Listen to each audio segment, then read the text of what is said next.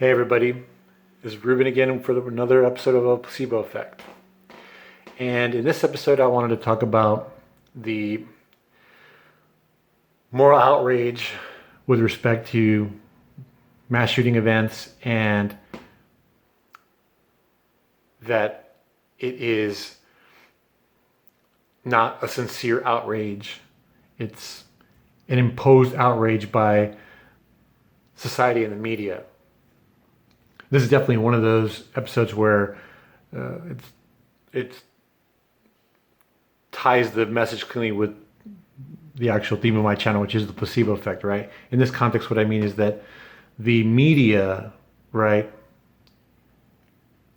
spins a narrative, and society, generally speaking, of course, is taking in that spin, and that becomes their primary response to a situation. So recently in California, there was yet another school shooting. A couple of people were victims of that shooting. And of course, the moral outrage was yet again towards guns, right? And there used to be a time where we would be angry at the perpetrator of the crime, right? The villain. The person committing this heinous act is committing an act of pure evil. And society used to be legitimately angry at that, where you would see the media even echo that same sentiment and same anger towards the villain.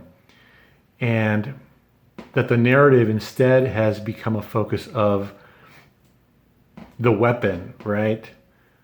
That is spinning a different narrative to get people angry at something else instead. I think the big problem with that is it gets us into a culture where we're not holding people personally accountable. The individual, first and foremost, should be held accountable. And when we start making it into this big, vague, broad tool, well, then all of a sudden our moral outrage is at the weapon, is at the guns. And we start having this divisive societal conversation about, oh, here we go yet again, more gun problems. What are we doing about guns? And why isn't the government doing more about guns? And why don't we have more gun controls? And why do people need semi-automatic weapons and all this other kind of stuff? That just becomes the conversation again.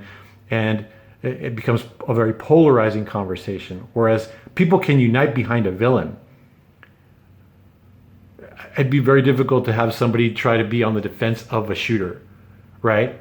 And if the conversation's focus was immediately on the person committing the act of violence and everybody's anger at the perpetrator, well, then we'd start having a more united culture.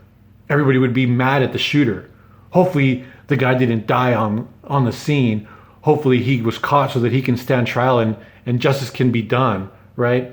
We would have those kinds of conversations instead. But that narrative is not being pushed.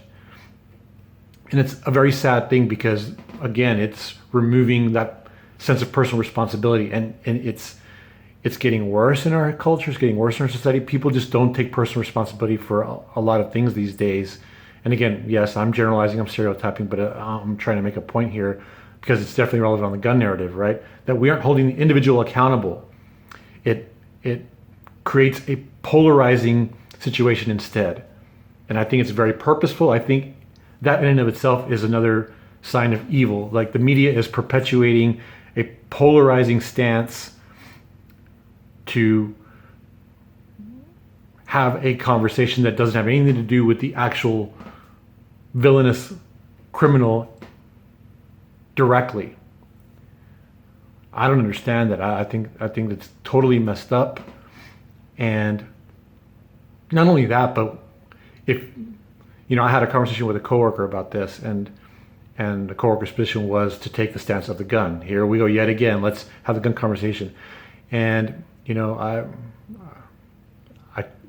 stayed calm during the conversation, and I just proposed the fact that what I found was sad was that we weren't having an immediate conversation about who's the shooter and how could this person do something like that? And asking those questions as our immediate reaction. Why is the immediate reaction the inclination about gun control?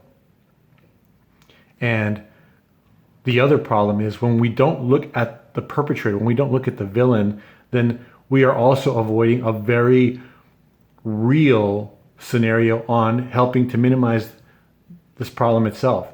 These people are very purposeful and are very methodical in this crime. The mass shooting events all have one thread in common, and that is these are planned events.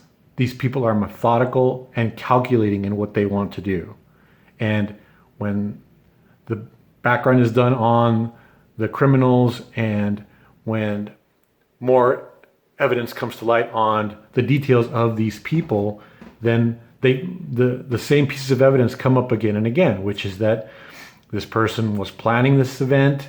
They had all the red flag signs that you would expect to see with somebody that's just trying to plan an awful crime like this.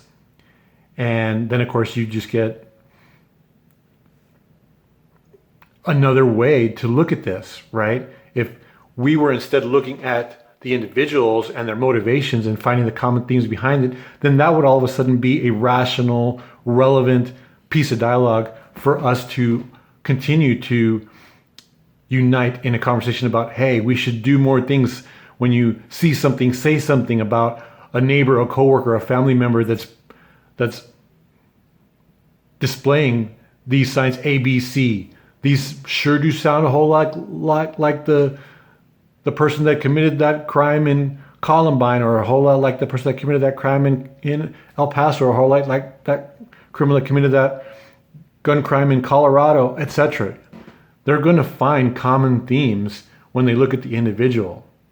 And I think it's very sad that the media instead chooses to create a polarizing topic instead. There's ulterior motivations behind it. That is equally evil. And as a Christian, I wanted to call that out. I think that we need to do a better job as Christians in pointing out the evil, not just in the criminal. And whenever we are in the position to have this conversation, let's spin the conversation back to the perpetrator and say, hey, you know what I'm mad about? I'm mad about the shooter. The shooter is who I'm angry about. And then it doesn't matter what your personal choice and stance is with regards to guns and whether you're pro-gun or anti-gun. Instead, you're offering a conversation now where the person that may have initially displayed the moral outrage towards the gun, and your response is to display the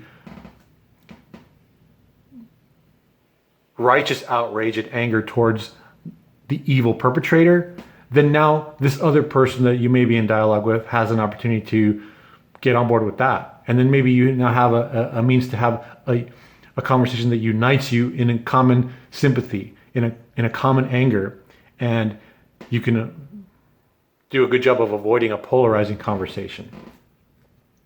So let's not play that game. Let's